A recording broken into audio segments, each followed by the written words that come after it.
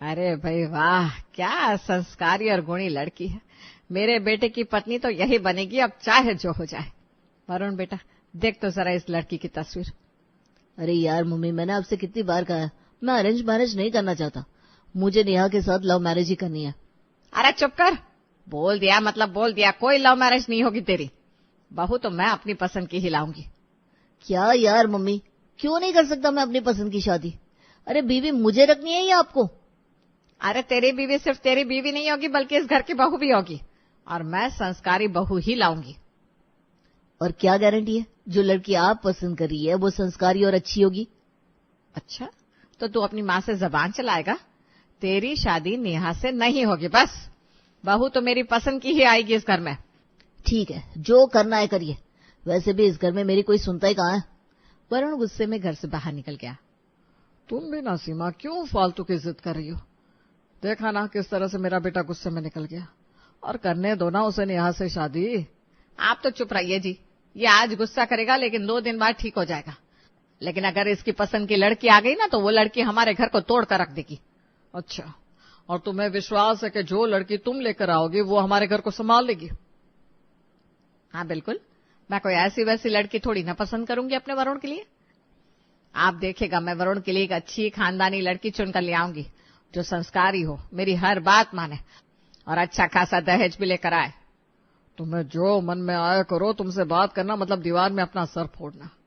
दूसरी तरफ वरुण घर से निकलकर नेहा से मिलने एक रेस्टोरेंट में जाता है। क्या यार वरुण, कब से वेट कर रही थी, तुमने इतना टाइम लगा दिया। अच्छा ये बताओ, तुमने अपने घर पर हमारी शादी के बारे में बात की या नहीं? नेहा, मैंने बहुत कोशिश करी, लेकिन मम्मी हमारी शादी के लिए मान ही नहीं रही। वो तो ऐसे जिद पर पड़ी हुई है जैसे अपनी पसंद की बहू चाहिए उसे। मुझे तुमसे यही उम्मीद थी वरुण, मुझे पता था तुम अपनी मम्मी को मना नहीं पाओगे। जब वादा निभाना ही नहीं आता तो करते क्यों हो? नेहा, मेरा यकीन करो, मैंने पूरी कोशिश करी थी कि मम्मी को मना सकूं, लेकिन अब वो नहीं मान रही है तो क्या करूं मैं? एक ही जिद चढ़ी है कि अपनी पसंद की बहू लाऊंगी। नहीं, तुमने जो करना था वो तुमने कर लिया। अब जो करना है मैं करूंगी। तुमसे ब्रेकअप, और फिर मैं भी अपने पेरेंट्स की पसंद से कहीं शादी कर लूंगी। और खबरदार, जो मुझसे आज के बाद कांटेक्ट करने की कोशिश भी की है तो मैं हमारा रिश्ता यहीं खत्म करती हूँ। Bye forever. करो अपनी मम्मी की मर्जी से शादी, और पीटना गले पड़ा जबरदस्ती का ढोल। नेहा गुस्से में चली जाती है। वरुण खुद से सर पकड़ते हुए कहता है, लो, फाइनली आज इसने ब्रेकअप कर ही लिया। बस यही दिन देखना बाकी था। शाम को वरुण उदास होकर घर वापस आता है। आ गया तू? चल जल्दी से तैयार हो जा, हमें अभी कहीं निकलना है। निकलना है मतलब? इस वक्त कहाँ जाना है? तू जल्दी से जाकर पहले तैयार हो जा, फिर मैं बताती हूँ कहाँ जाना है। वरुण थोड़ी देर में तैयार होकर आता है। लीजिए, हो गया मैं तैयार। अब बताइए कहाँ जाना है? अरे सुबह जो तुझे तस्वीर दिखाई थी ना तनु नाम की लड़की की, उसी के घर जाना है, तेरा रिश्ता पक्का करना है। क्या आप इस वक्त मेरा रिश्ता पक्का करने जा रही है? मैं नहीं जाऊंगा कहीं। मुझे पहले होता तो मैं जाने के लिए तैयार ही नहीं होता। मुझे पता था। देख, मैं पहले ही बता देती, रिश्ता देखने जाना है तो तू तैयार नहीं होता, इसलिए तुझे कुछ नहीं बताया। चल अब नखरे मत कर और चुपचाप मेरे साथ चल। सीमा जी जबरदस्ती वरुण को अपने साथ तनु के घर ले जाती है। आइए आइए, आप ही लोगों का इंतजार था। यहाँ तक आने में कोई दिक्कत तो नहीं हुई आप लोगों को? अरे नहीं भाई साहब, कैसी बात कर रहे हैं। आपका तो इतना बड़ा हवेली जैसा घर है कि चौराहे के मोड़ से ही आपका घर साफ साफ दिख गया था। कोई दिक्कत कैसे होगी? बस आप लोगों की कृपा से भगवान का दिया घर, गाड़ी, दौलत सब कुछ है। अब बस मेरी बेटी के लिए एक अच्छा सा लड़का मिल जाए, और क्या चाहिए। फिर तो भाई साहब मान लीजिए आपकी ये मुराद भी पूरी हो गई। मेरा बेटा वरुण लाखों में एक है। हाँ जी, क्यों नहीं है। हमारी बेटी को भी आपका वरुण काफी पसंद आया है। वैसे आपकी बेटी कहीं दिख नहीं रही, कहाँ है आपकी बेटी तन्नू? जब से पता चला है आप लोग आने वाले हैं, तब से आप ही लोगों के स्वागत में चाय नाश्ते की तैयारी में लगी हुई है। तभी तनु हाथ में ट्रे लिए अपनी माँ के साथ आती हुई दिखी। लीजिए, आ गई हमारी बेटी। सारे नाश्ते इसने अपने हाथ से बनाए हैं। झूठ नहीं बोलूंगी, लेकिन आज के जमाने में भी हमारी बेटी संस्कार की मूरत है। हाँ हाँ बहन जी, ये तो देखकर ही पता चल रहा है कि आपकी बेटी बहुत ही संस्कारी और सर्वगुणी है। दिल खुश हो गया बहन जी ऐसे संस्कार देखकर। वरुण बेटा, तुम इतने शांत क्यों बैठे हो? बताओ, तुम्हें हमारी तनु पसंद है ना? अब इससे क्या पूछना, ये तो बचपन से ही बहुत शर्मिला है, और अभी तो इसकी शादी की बात चल रही है तो और शर्मा रहा है। बाकी इसे तो तनु तभी पसंद आ गई थी जब मैंने इसे तनु की तस्वीर दिखाई थी। वाह वाह वाह, क्या बात है। आजकल के जमाने में तो बहुत ही कम लोग होते हैं जो इतने शर्मीले प्रकृति के होते हैं। हमें भी आपका वरुण काफी पसंद आया। अच्छा, अगर ऐसी बात है तो फिर रिश्ता पक्का करें? हाँ जी, बिल्कुल, क्यों नहीं। हम ये रिश्ता पक्का करते हैं। हम कल ही पंडित जी को बुलवाकर शादी के बारे में चर्चा करेंगे और आप लोगों को भी बता देंगे।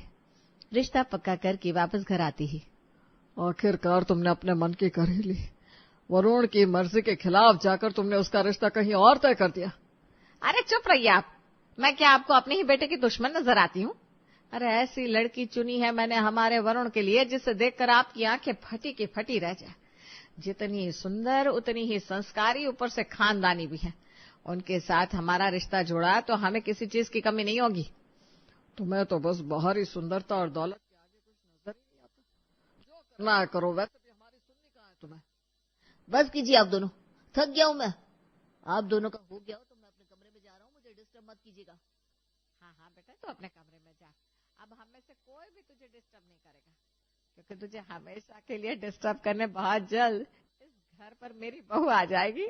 और हाँ, मैंने तनु को तेरा नंबर दिया है, तो वो तुझे कॉल करे तो उससे ढंग से बात कर लेना। ये रिश्ता टूटना नहीं चाहिए। वरुण अपनी मम्मी की बात सुनकर अपने कमरे में आता है। ये मम्मी बिना मुझे चैन से जीने भी नहीं देगी। शादी तो अपनी मर्जी से करा रही है और अब मेरा नंबर भी देकर आ गई। वरुण खुद में बड़बड़ा रहा था, तभी उसके फोन की घंटी बजी।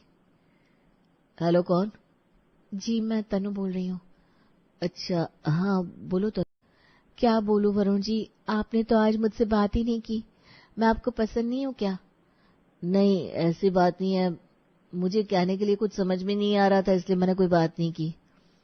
आप इस रिश्ते से खुश तो है ना? हाँ, खुश हूँ। कुछ देर और बात करके तनु ने फोन रख दिया और वरुण भी सो गया। पर अगले दिन से उनके बीच बातों का सिलसिला चलने लगा। कुछ दिन बाद, वरुण जी, आपको मेरी याद नहीं आती क्या? जब से रिश्ता पक्का हुआ है उसके बाद से हमने सिर्फ फोन पर ही बात करी है। आप एक भी दिन मुझसे मिलने ही नहीं आए। हाँ तनु, मैं काम में बिजी रहता हूँ ना, इसलिए मुझे वक्त नहीं मिल पाता। और अब क्या ही मिलना, कुछ दिन बाद वैसे ही हमारी शादी हो रही है, फिर तो तुम्हें यहीं रहना है। हाँ, बात तो सही है। वैसे वरुण जी, आप अपनी सैलरी का क्या करते हैं? करना क्या है, मम्मी को दे देता हूँ। क्या? आप अपनी पूरी सैलरी अपनी माँ को देते हैं? हाँ। मतलब आप अपने लिए कुछ भी सेव नहीं करते? सेव नहीं करता मतलब क्या? मम्मी के पास पैसे रहते हैं, जब मुझे जरूरत होती है तो मैं उनसे मांग लेता हूँ। देखिए, इतने दिनों से जो किया सो किया, पर अब मेरे आने के बाद आप अपनी पूरी सैलरी मुझे देंगे। क्या? पर तुम भी तो इसी घर में रहोगी ना, तो क्या फर्क पड़ता है सैलरी तुम्हें दूं या मम्मी को? फर्क पड़ता है वरुण जी, आप नहीं समझेंगे। आपको मैंने जितना कहा आप बस उतना ही करना। मेरे आने के बाद आपकी सैलरी मेरी होगी, बस। अरे वाह, मम्मी की पसंद की हुई संस्कारी लड़की ने तो अभी से अपने रंग दिखाने शुरू कर दिए। अब आएगा असली मजा। मैं तो अब इस शादी के लिए उतना ही बेताब हूँ। अब इंतजार है तो उस दिन का जब मम्मी की ही पसंद की हुई लड़की मम्मी के ही नाक में दम करेगी। कुछ दिन बाद वरुण और तनु की शादी हो जाती है और तनु वरुण के घर आ जाती है। बेटा तनु, तू इस घर की बहू नहीं बेटी है, तुझे जैसे रहना है वैसे रह, तुझ पर कोई रोक टोक नहीं होगी। जी मम्मी जी, ठीक है। चल तू अपने कमरे में जाकर आराम कर, शादी की रस्मों में उलझ कर थक गई होगी ना। तनु वरुण के साथ अपने कमरे में चली गई। देखा वीरेन जी, हमारे तो भाग खुल गए। मैंने कहा था ना, लड़की जितनी संस्कारी है उतनी ही सुंदर है। और दहेज के नाम पर तो इसके पापा ने आधी प्रॉपर्टी तनु बहू के नाम कर दी है, और उसके साथ साथ नए फर्नीचर्स और बहुत सारे गिफ्ट्स भी। वो सब तो ठीक है, अब बस बहू वैसे ही निकले जैसा तुम सोच रही हो, वरना सोचो तुम्हारे बुरे दिन शुरू हो गए। आप भी ना कुछ भी बोलते रहते हैं। अरे ये तो गाय है गाय। अब आप देखना, कल से मैं कोई काम नहीं करूंगी, बहू आ गई है, अब उसके हाथ में ये पूरा संसार थमाकर मैं तो कल से रेस्ट करने वाली हूँ। अगले दिन सुबह, तनु बेटा जा सबके लिए नाश्ता तैयार कर दे, वरुण को भी ऑफिस के लिए निकलना है, उसे देर हो रही होगी। क्या मम्मी जी, आपका दिमाग खराब हो गया है क्या? कल ही तो मेरी शादी हुई है और शादी की वजह से मैंने अपने हाथों में बहुत ही महंगा मैनिक्योर ट्रीटमेंट करवाया है। अभी मैं कुछ भी नहीं कर सकती। अरे बेटा, ये कैसी बात कर रही है तू? सास हूं मैं तेरी, सास से अगले दिन ऐसे कोई बात करता है क्या? और तू इस घर की बहू है, तू काम नहीं करेगी तो कौन करेगा? कौन करेगा मतलब? मेरे यहाँ आने से पहले क्या कोई काम नहीं हो रहा था? अरे बेटा, तेरे आने से पहले मैं काम करती थी, लेकिन अब मेरी भी उम्र हो गई है और तू इस घर की बहू है, तो तेरी जिम्मेदारी बनती है कि तू इस घर के काम करे। ओ प्लीज मम्मी जी, मैं इस घर की बहू हूँ, नौकरानी। और आपकी उम्र मेरी शादी से पहले तक तो ठीक थी। अभी एक ही दिन में मेरे आते ही आपकी उम्र इतनी बढ़ गई कि आपसे काम नहीं हो रहा। बेटा, तू इस तरह से क्यों बात कर रही है? और तू अपने घर पर भी तो काम करती थी ना? जी नहीं, मैं अपने घर पर कोई काम नहीं करती थी। मेरे पापा बहुत अमीर हैं, हमारे घर पर बहुत सारे नौकर थे। वो तो बस मुझे कभी कभी मन होता था तो किचन में जाकर मैं हमारे नौकरों को इंस्ट्रक्शंस दे देती थी और मुझे जो खाना होता था वो लोग बना देते थे। क्या मतलब, तुझे घर के कोई भी काम नहीं आते? नहीं तो, और मुझे कोई काम करना भी नहीं है। ये घर के काम करना मेरे बस में नहीं है। आप एक काम कीजिए, वरुण जी से कहकर एक नौकरानी रखवा लीजिए घर पर। इतना कहकर तनु कमरे में चली गई और सीमा वहीं पर हैरान परेशान खड़ी रही। तो ये थी तुम्हारी संस्कारी बहू। सही है भाई, बहुत संस्कारी है ये लड़की। शादी के दूसरे दिन ही सास का अच्छा सम्मान किया इसने। आप मेरा मजाक उड़ा रहे हैं? नहीं नहीं सीमा जी, हम कहाँ से आपका मजाक उड़ाएंगे? वो तो आपकी बहू पहले ही उड़ा चुकी है। हे भगवान, ये कैसी बहू ले आई मैं। इसकी जबान तो कैंची से भी तेज चल रही है। अभी तो देखो इसके रंग, अभी तो बस शुरू हुआ है। कुछ दिन और ऐसे ही बीत गए। अब बहू सास के सर पे पूरी तरह सवार हो चुकी थी। वरुण जी, आज महीने की 3 तारीख हो गई और आपने अभी तक पिछले महीने की सैलरी मेरे हाथ में नहीं रखी। ऐसा क्यों? क्या पिछले महीने सैलरी नहीं मिली आपको? नहीं तनु, ऐसा नहीं है।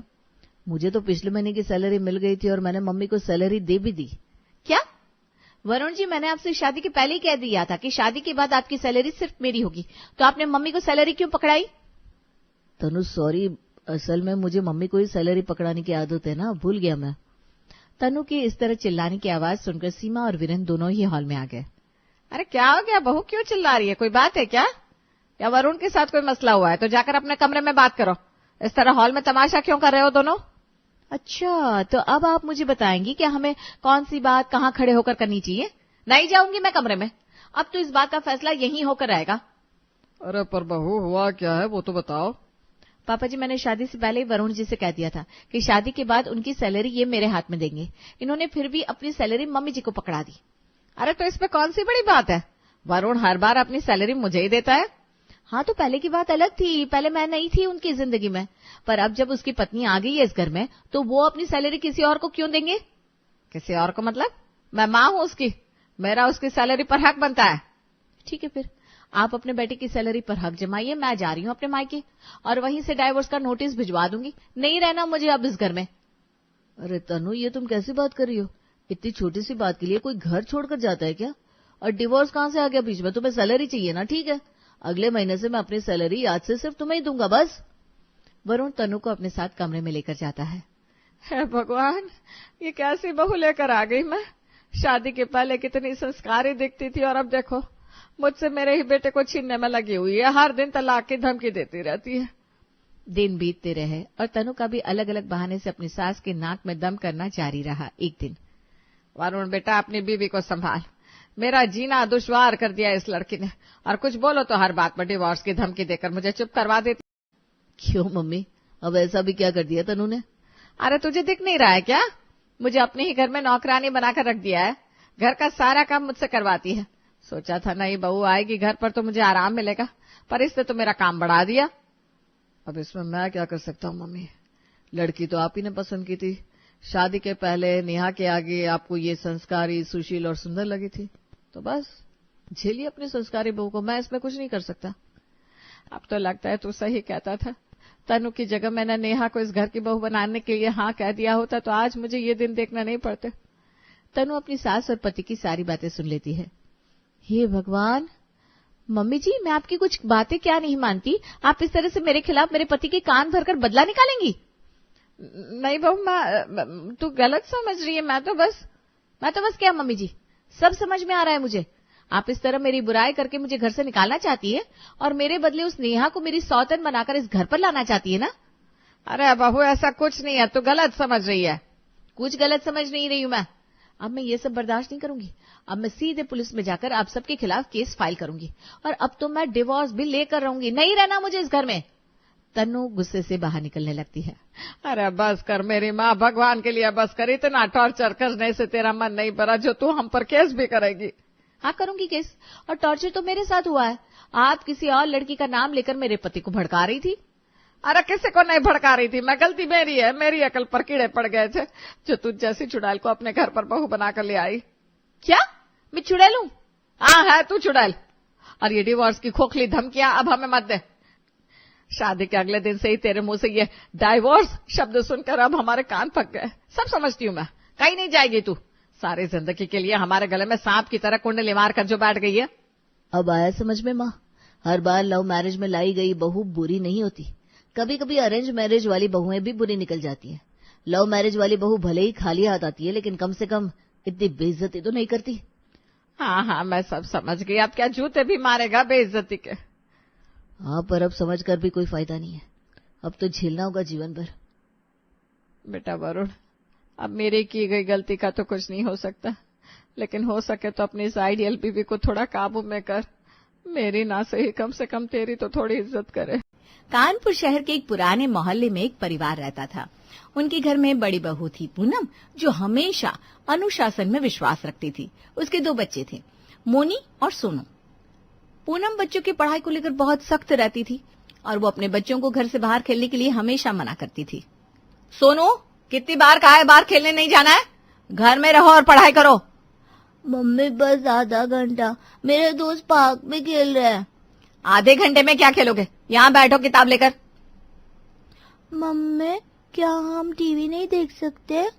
नहीं, टीवी से कुछ नहीं मिलेगा, तुम्हारा कैरियर किताब पढ़ने से बनेगा।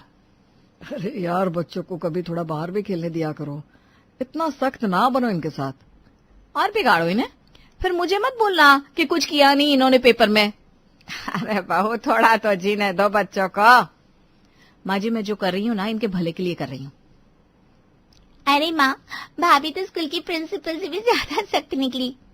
तुम लोग मजाक बनाओ या जो भी कहो, लेकिन मैं बच्चों को डिसिप्लिन में ही रखूंगी। हाँ, अब सबने हंसी मजाक में बात टाल दी। कुछ दिन बाद विमला और पूनम ने मिलकर पंकज की शादी के लिए लड़की ढूंढना शुरू किया। कुछ ही दिनों में उन्हें एक सीधी सादी लड़की सौम्या पसंद आ गई, लेकिन जब सब लड़की देखने उनके घर गए तो सौम्या की एक बात ने सभी को चौंका दिया। उसने सबके सामने साफ कह दिया कि वो शादी के बाद घर के काम नहीं करेगी। आप सब मुझे माफ कीजिएगा, लेकिन मैं शादी के बाद घर के काम नहीं कर पाऊंगी। कोई बात नहीं बेटा, हमारे घर में काम का बोझ नहीं है। हाँ सौम्या, तुम तो बस घर को अपना मानो, हमारे लिए यही बड़ी बात होगी, बाकी हम सब खुद संभालेंगे। धन्यवाद दीदी। तो अब शादी तय समझे? घर में अब नई भाभी आएंगी तो मस्ती दोगुनी हो जाएगी। देखना पूनम, अब तेरा रूल्स वाला सिस्टम ढीला पड़ जाएगा। मेरे रहते ये नामुमकिन है। मस्ती मजाक अपनी जगह है और जिम्मेदारी अपनी जगह। शाबाश बहू। कुछ दिनों बाद शादी करके सौम्या अपने घर आ गई, लेकिन शादी के कुछ ही दिन में सौम्या को अकेलापन महसूस होने लगा, क्योंकि वो घर का कोई काम नहीं करती थी और पूनम, विमला और महक मिलकर हंसी मजाक में घर के काम करते थे। इस वजह से सौम्या को घर में अपनी वैल्यू 0 लगने लगी थी। यहाँ तो सब अपने में मस्त है, कोई मुझसे बात भी नहीं करता।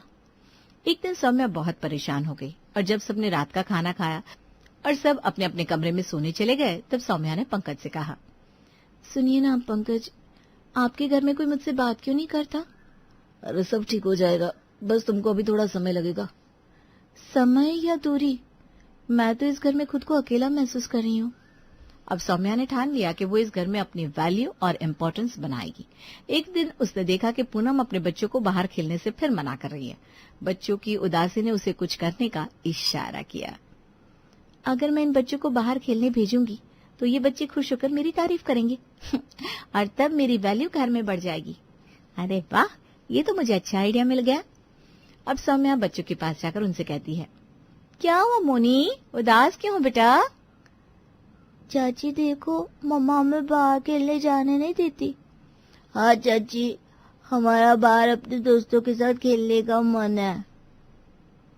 ठीक है बेटा, जाओ, लेकिन तुम दोनों को बस 2 घंटे के लिए बाहर खेलने जाने दूंगी। हाँ सच चाची, आप बेस्ट हो। लेकिन एक शर्त है, टाइम से घर पर वापस आ जाना। पक्का चाची, हम 2 घंटे में वापस आ जाएंगे। शायद यही मेरा पहला कदम होगा इस घर में कुछ बनने का। शाम होते होते 2 घंटे से ज्यादा टाइम गुजर गया, लेकिन बच्चे घर वापस नहीं आए। थोड़ी देर बाद पूनम ने बच्चों को घर में ढूंढना शुरू किया, लेकिन जैसे ही सौम्या ने उसे बताया कि बच्चों को उसने बाहर भेजा है तो घर में बवाल मच गया। दीदी, बच्चों पर इतनी ज्यादा पाबंदी नहीं लगानी चाहिए, उनको भी बाहर खेलने का मन होता है। ये बचपन में बाहर नहीं खेलेंगे तो कब खेलेंगे? अरे वाह बहू, आज तो तुझे बच्चों की बड़ी फिक्र हो रही है। वैसे बच्चे है कहाँ? वो माँ जी, मैंने उनको बाहर खेलने जाने दिया, वो बहुत उदास थे ना। सौम्या, तुमने बच्चों को बाहर क्यों भेजा और किससे पूछकर जाने दिया? दीदी, बस खेलने के लिए 2 घंटे के लिए बाहर जाने दिया था। सौम्या बहू, बच्चों का ध्यान रखना जरूरी होता है। अब तो 3 घंटे हो गए, रात के 8 बज रहे, कहाँ है वो दोनों? मैं पार्क में जाकर देखता हूँ। मैं भी चलता हूँ भैया। हे भगवान, बच्चे ठीक हो, बस मेरी वजह से ये सब हो गया। सुनो सौम्या, आज के बाद तुम कभी भी बच्चों से जुड़ी चीज में दखल नहीं दोगी, समझी? पूरा घर बाहर बच्चों को ढूंढने गया, लेकिन बच्चे पार्क में नहीं थे। अब वो लोग वापस घर पर आ गए। यहाँ पूनम और विमला सौम्या पर भड़क रही थी। देखो माँ जी, अभी तक मैं बच्चों को संभाल रही थी तो सब सही था। इन महारानी ने आकर बच्चों को पता नहीं कहाँ भेज दिया। कहाँ है मेरे बच्चे? अरे सौम्या बहू, क्या किया तूने? कहाँ गए बच्चे? तुझे अकल वकल है कि नहीं? कहीं कोई पकड़ कर तो नहीं ले गया बच्चों को? सॉरी माँ जी, माफ कर दो दीदी, मुझसे गलती हो गई। आजा मेरे सामने से, मेरे बच्चों को लेकर आजा। सौम्या जैसे ही बच्चों को ढूंढने मुड़ी तो दोनों बच्चे अंदर के कमरे से हंसते हुए बाहर आए। अब बच्चों ने बताया, कहाँ गए थे तुम दोनों?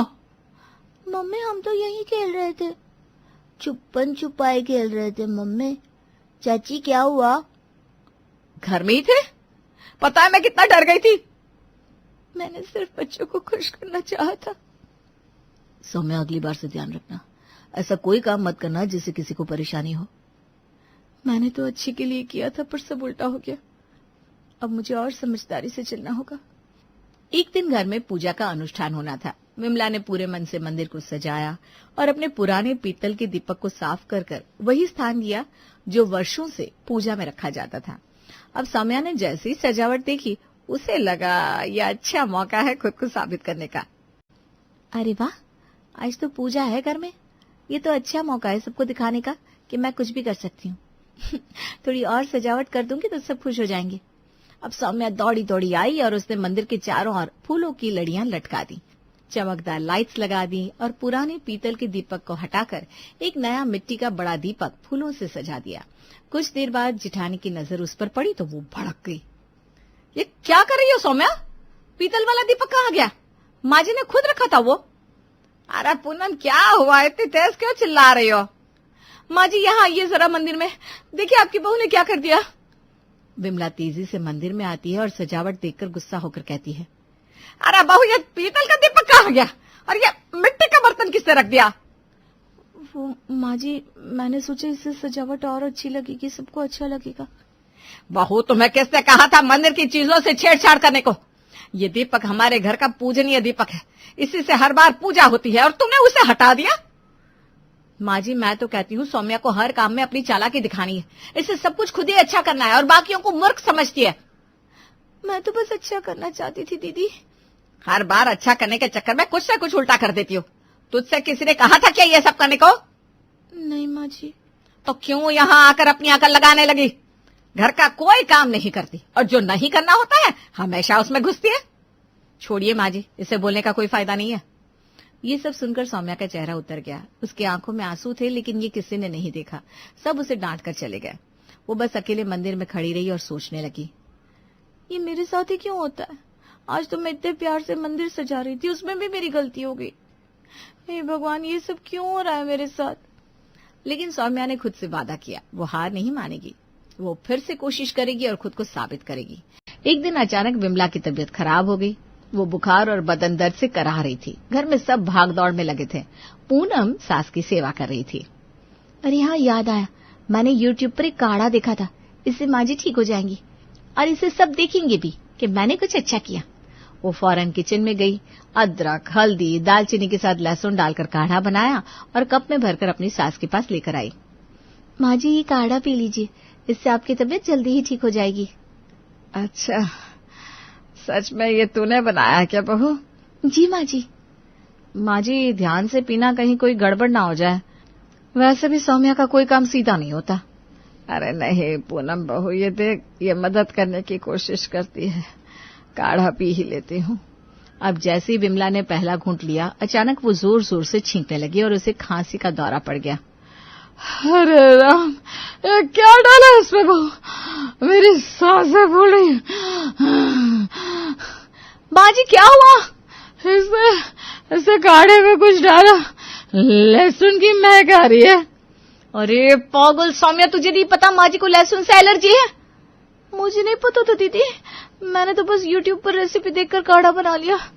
बकवास मत कर, YouTube से माँ जी का इलाज करेगी? डॉक्टर नहीं बन जाएगी तू उससे। तो बस हर काम में टांग अड़ाना जानती है, जहाँ जरूरत नहीं होती वहाँ कुछ नया करने चली आती है। मैं बस माँ जी की मदद करना चाहती थी। तेरी मदद से घर बर्बाद हो जाएगा एक दिन। क्या समझती है खुद को? हर बार कुछ न कुछ उल्टा कर देती है। तेरे काम करने का ये तरीका एक दिन सबको भारी पड़ेगा। डांट खाकर सौम्या चुप खड़ी थी। उसकी आंखों से आंसू बह रहे थे, लेकिन किसी को उससे हमदर्दी नहीं थी। एक बार फिर उसकी कोशिशें उसी पर उल्टी पड़ गई। आज मुझे समझ में आ रहा है मैंने कितनी बड़ी गलती कर दी। अगर माँ जी को इस काढ़े से कुछ हो जाता तो। अब यहाँ खड़ी खड़ी क्या सोच रही है? जा अपने कमरे में। मैं भी, आप जाओ, अभी सब आपसे गुस्सा है, थोड़ी देर बाद बयाना। सौम्या रोते हुए कमरे में चली गई। उसको बहुत बुरा लगा था कि आज उसकी एक गलती पूरे परिवार पर भारी पड़ जाती। पूनम ने बहुत हिम्मत से विमला को संभाला, लेकिन उसको सौम्या पर बहुत गुस्सा आ रहा था। महक, सौम्या गई कि नहीं? हाँ भाभी, मैंने उनको कमरे में भेज दिया। ठीक किया, यहाँ रहती तो उसको देख देख कर मेरा खून खौलता रहता। मैं आप ठीक हो बहू, जाने दे, उसने जानबूझकर ये नहीं किया होगा। माँ जी, मुझे उस सौम्या पर एक रत्ती भरोसा नहीं है। भगवान जाने कब क्या कर देती है। कुछ दिन बाद एक दोपहर महक और उसकी माँ विमला अपने कमरे में बैठी आपस में बात कर रही थी और बाहर गलियारे में खड़ी सौम्या पानी लेने जा रही थी। तभी उसके कदम रुक गए। वो धीरे से रुककर दोनों की बातें सुनने लगी। माँ, इतने दिन हो गए, आकाश ने मुझे एक बार भी फोन नहीं किया। बेटा, मैंने बहुत समझाया था उन्हें, लेकिन दामाद जी ने मेरी बात ही नहीं मानी।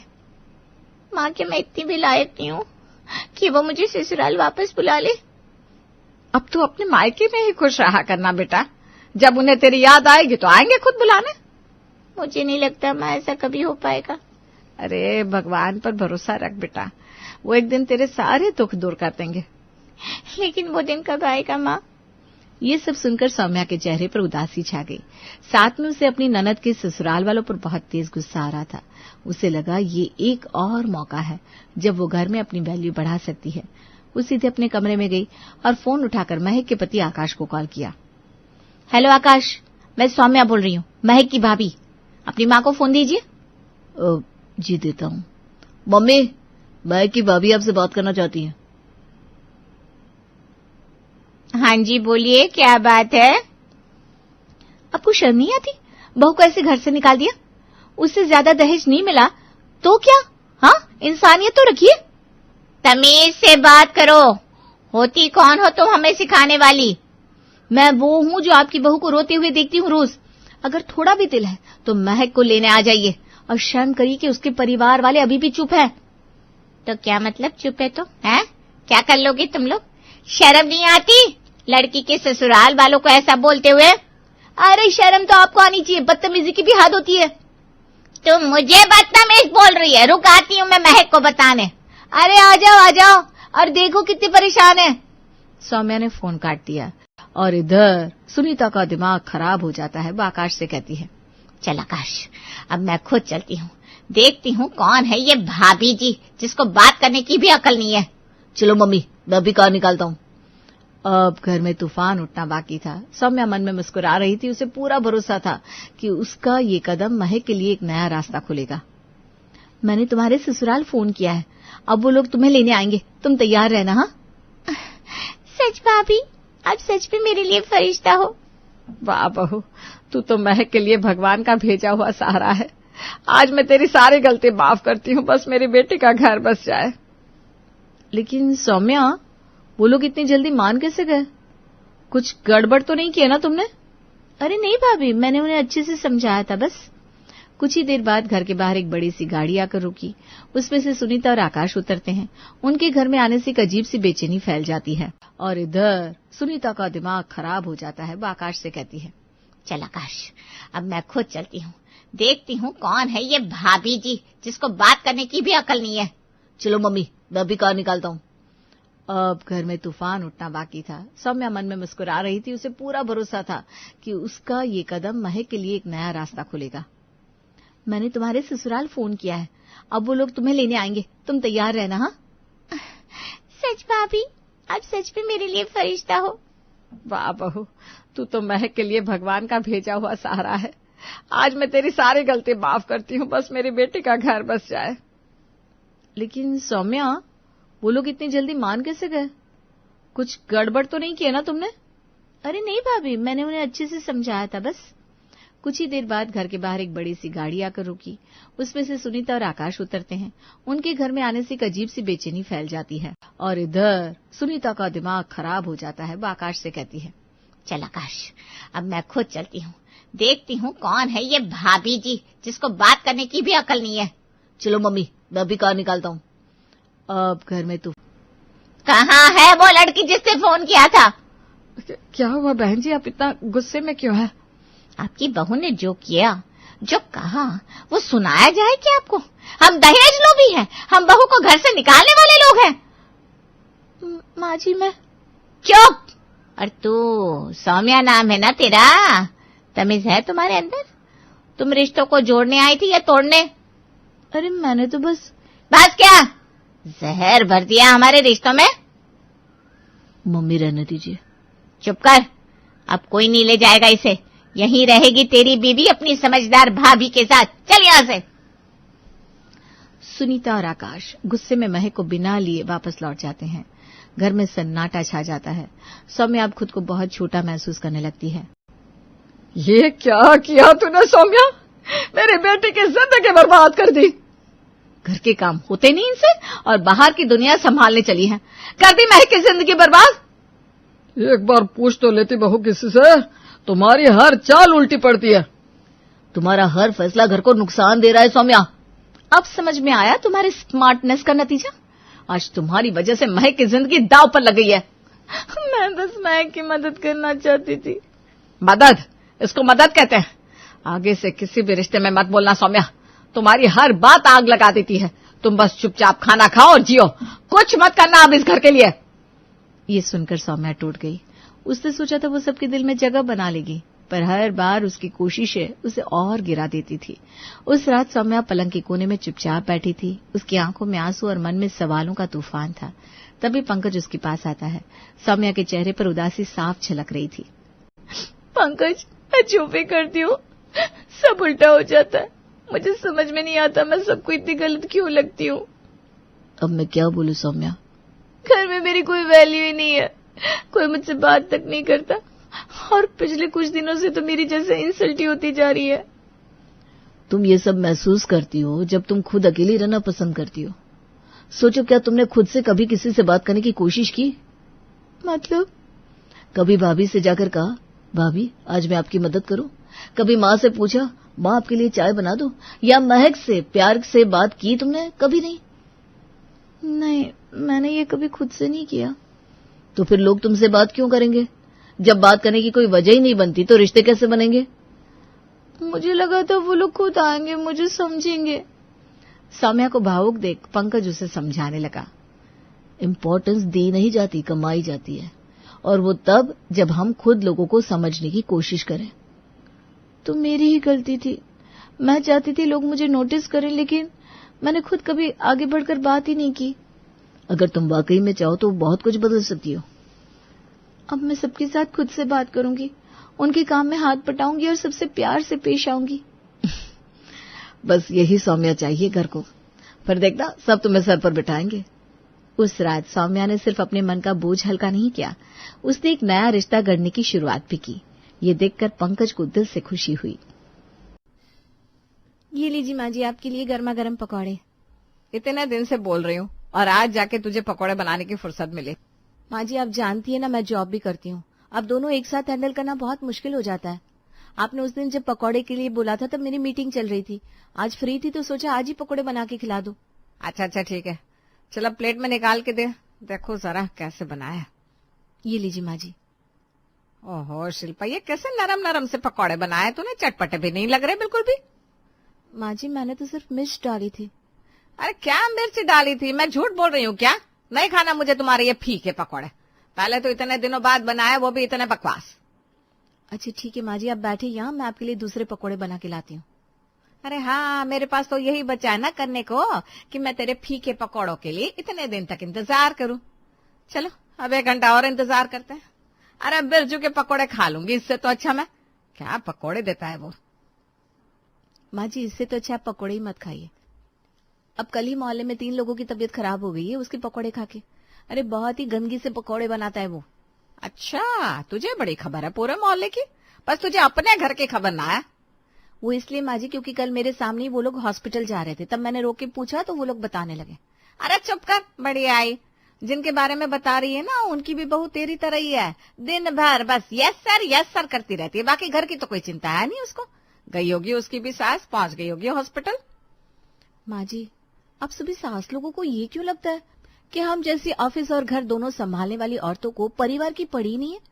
अरे आप ये क्यों नहीं समझती कि ये काम हम अपने परिवार के लिए ही तो करते हैं कि उनका फ्यूचर सिक्योर है, वरना हमें कोई शौक थोड़ी ना है अपना सर पिटवाने का। अच्छा अच्छा चल, ज्यादा जबान मत चला मेरे सामने, पहले तो पकौड़े बना नहीं पाई और अब जबान चला रही है। ठीक है माँ जी मैं जा रही हूँ। शिल्पा वहां से चली जाती है, कुमुद टहलने के लिए बाहर निकलती है। अरे कुमुद कहाँ चली? आओ बैठो यहाँ, बहू से चाय बनवाती हूँ। अरे क्या बैठूं, घर में पूरा दिन पड़ी रहती हूँ, बाहर निकली तो सोचा थोड़ा घूम लूं, लेकिन अब तो बुला रही हो तो बैठ ही जाती हूँ। बनवाओ बहू से चाय बनवाओ। रुक बुलाती हूँ। अरे अंकिता बेटा बाहर आना। जी माँ जी बताइए। देखो कुमुद आंटी आई है, इनके लिए जरा चाय बना दो और थोड़ा कुछ अच्छा बढ़िया सा चटाकेदार नाश्ता भी बना देना। ठीक है माँ जी, अभी बना के लाती हूँ। शैलजा तुम्हारे तो मजे आए भाई, अब जो मन किया बनवा लिया। हाँ वो तो है, मैं जब भी कुछ कहती हूँ तो बहू बना देती है, लेकिन सच बताऊं तो तेरा ज्यादा सही है। वो कैसे? अरे तेरी बहू तो कमाती है, घर में 4 पैसे लेकर आती है। अरे ना ना, ये सब देखने में सुनने में अच्छा लगता है, असली बात तो यह है जिसकी बहू कमाती है उसकी सास को कभी खुशी नसीब ही नहीं होती। अब मेरा ही देख लेना, किसी तरह बहू सुबह और रात का खाना बना देती है, वो भी किसी लायक नहीं, खाने में स्वाद ही नहीं रहता। अरे कम से कम तुझे सुकून से स्वाद वाला खाना तो मिल रहा है। मेरी बहू खाना बना के दिन भर पड़ी रहती है, और खाना बनाने में कितना समय लगता है? ज्यादा से ज्यादा 1 से 1.5 घंटा। ये लीजिए माँ जी, चाय और ब्रेड कटलेट। रख दे, वहीं रख दे बहू। देख तेरी बहू तो बुलेट ट्रेन से भी फास्ट है, कितनी जल्दी कितना बढ़िया नाश्ता बनाकर लाई। तो चल अब शुरू भी हो जाए। हाँ क्यों नहीं। कितना बढ़िया कटलेट बनाया, जमाने बाद ऐसा कटलेट खाया है मैंने। देख शैलजा, इसे जन्नत कहते हैं जहाँ तू है की। हाँ भाई हाँ, क्यों नहीं। ये बहुओं की नौकरी में कुछ नहीं रखा, बहू तो किचन में ही अच्छी लगती है। मैं ना मानती। चल ठीक है, तू मत मान, मुझे भी कटलेट खाने दे।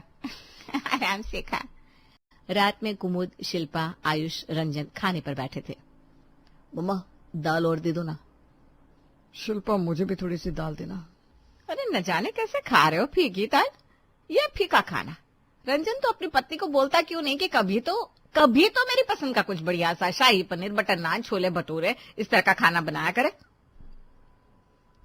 माँ जी भी परसों तो आपने पंजाबी छोले भटूरे खाए थे, आपको फिर से छोले भटूरे खाने हैं? खाना है मुझे। माँ आप क्या चाहती हैं कि शिप्रा अपनी जॉब छोड़ दे और आपके लिए दिन भर बस अच्छे अच्छे पकवान बनाती रहे? तो उसमें बुरा क्या है? माँ शिप्रा जॉब के साथ अपनी पूरी जिम्मेदारी निभाती तो है, हर एक काम, चाहे वो घर का इलेक्ट्रिसिटी बिल भरना हो या पूरे घर का राशन लाना हो। शिप्रा सब कुछ तो करती है माँ, और खाना भी अच्छा बनाती है। और वैसे भी माँ आपको इस उम्र में ज्यादा ऑयली वगैरह नहीं खाना चाहिए, आपको पता है ना।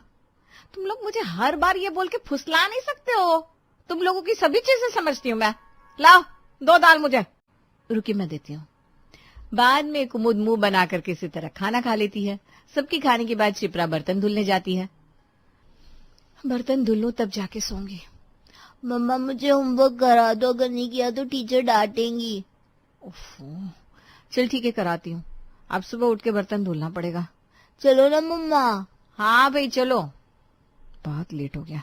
2 बजे तक आयुष का होमवर्क कराया, उसके बाद जाके सोई हूँ और फिर सुबह 6 बजे नींद खुली है मेरी। मैं भी ना अलार्म ही सुनाई नहीं दिया। अब जल्दी से किचन साफ करके नाश्ता बना लेती हूँ और मम्मी जी को चाय दे देती हूँ। 9 बजे मुझे भी तो ऑफिस जाना है। मम्मी ड्रेस निकाल के नहला दो मुझे। अरे बेटा पापा से बोल, वो तैयार कर देंगे तुम्हें। मम्मा पापा सो रहे हैं। अरे तो जगाओ, मम्मा काम कर रही है ना। अच्छा दादी से कह दो। दादी से क्या कह दो, दादी कुछ नहीं करेंगी। कोई भी काम तेरा सही से होता नहीं, अब खुद ही संभाल। बहुत काम करने वाली बन रही थी ना। और सुन, चाय ले आ जल्दी से। लाती हूँ। इनसे तो कोई काम नहीं होता, बस सुनाने को बोल दो तो पिटारा लेकर बैठ जाएंगे। चल आयुष, मैं पापा को उठाती हूँ, वो तुम्हें तैयार कर देंगे। ठीक है। सभी तैयार होकर डाइनिंग में नाश्ता करने बैठते हैं। ये लीजिए मम्मी जी आपकी चाय। ये कैसी पानी जैसी चाय बनाई है तूने, दूध नहीं था क्या? दूध वाला बहुत पानी मिलाता है ना माँ जी। दिन में तो मैं रहती नहीं हूँ तो दूध वाले को बोल भी नहीं पाती हूँ। तो अब इसका क्या उपाय है? उसको बोलना पड़ेगा, दूध वाला आए तो एक बार आप बोल दीजिएगा। अच्छा, तो अब दूध वाला अच्छा दूध दे, ये भी मैं ही बोलूं उससे? क्या हो गया माँ, बोल दीजिएगा ना, क्या हो जाएगा इतने में? अरे तू तो चुप ही हो जा, हर बात में पत्नी की तरफदारी करने लगता है। अरे कभी तो इसको बोल दिया कर। लेकिन नहीं, तू इसे क्यों बोलेगा? मुझे बोलना ही नहीं है, देख लो आप लोगों को क्या करना है। हाँ हाँ हम देख लेंगे। और ये क्या शिप्रा, नाश्ते के नाम पे आज भी तुमने ब्रेड सेक के दे दिया। अरे कभी मेन्यू चेंज होगा क्या तुम्हारा, कि जिंदगी भर हम इसी में काम चलाते रहेंगे? कल शैलजा की बहू ने 10 मिनट में इतना बढ़िया नाश्ता बनाया था जिसका कोई जवाब नहीं। सीखो उससे कुछ। माँ जी, शैलजा आंटी की बहू पूरा दिन घर में रहती है, काम के नाम पे उसे खाना ही बनाना है, तो अब वो तो बनाएगी ना अच्छा नाश्ता। मेरी तरह दिन भर ऑफिस में काम करके घर नहीं संभालती वो। अरे तो छोड़ देना काम, वही तो मैं कह रही हूँ। नहीं माँ जी, घर पे अच्छा खाना बनाने के लिए मैं अपना करियर नहीं छोड़ूंगी।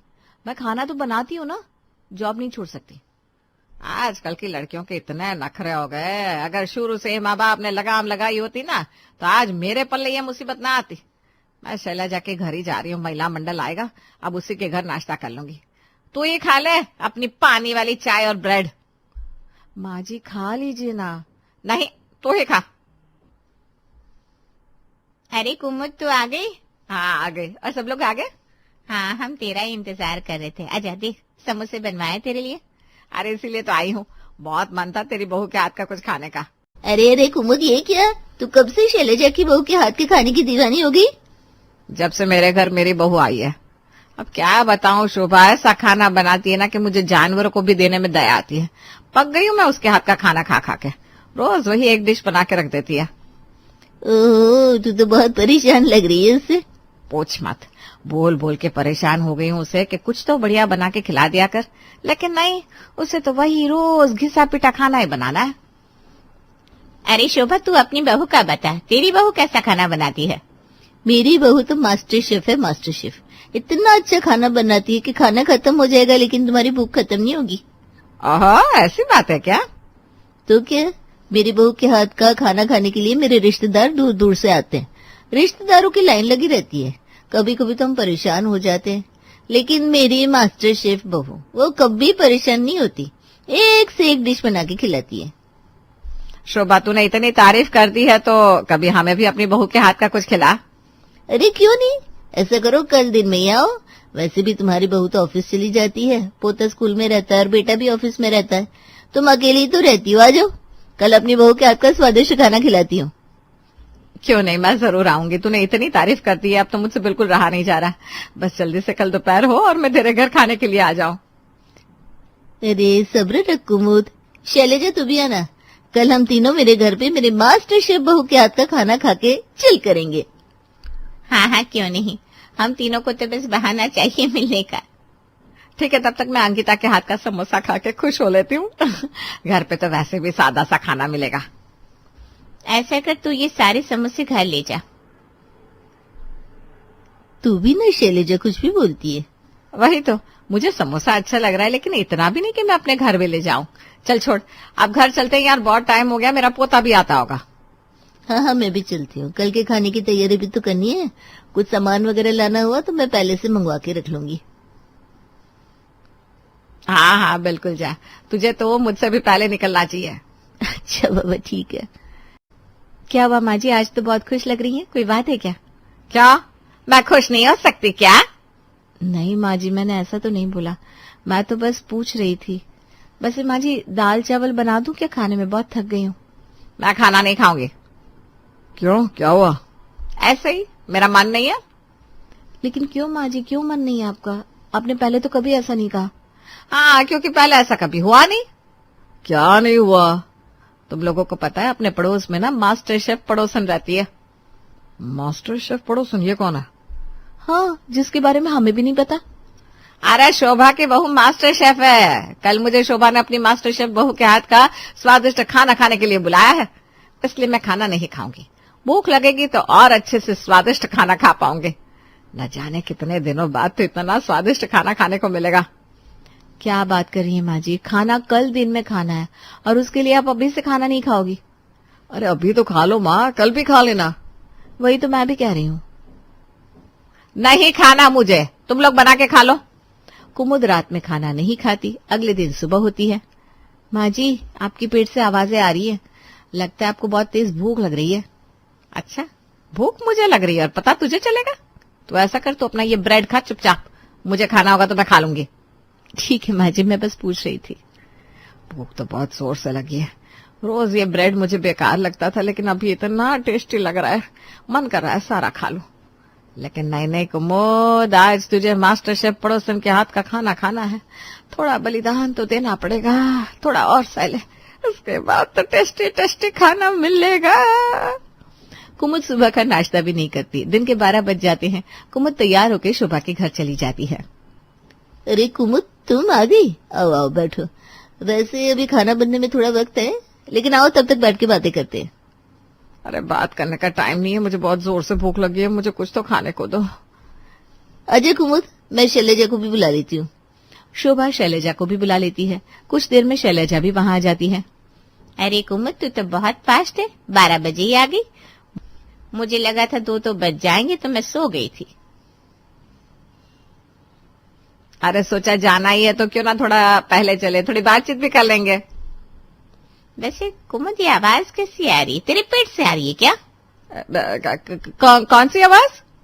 हाँ, मुझे भी बहुत देर से आवाज आ रही है। लगता है कुमुद ने रात से खाना नहीं खाया, ताकि अभी अच्छे से खाना खा पाए। अरे नहीं नहीं, ऐसी बात नहीं है, वो पेट थोड़ा सही नहीं लग रहा था तो मैंने नाश्ता ही नहीं किया, इसलिए हो सकता है थोड़ी आवाजें आ रही है।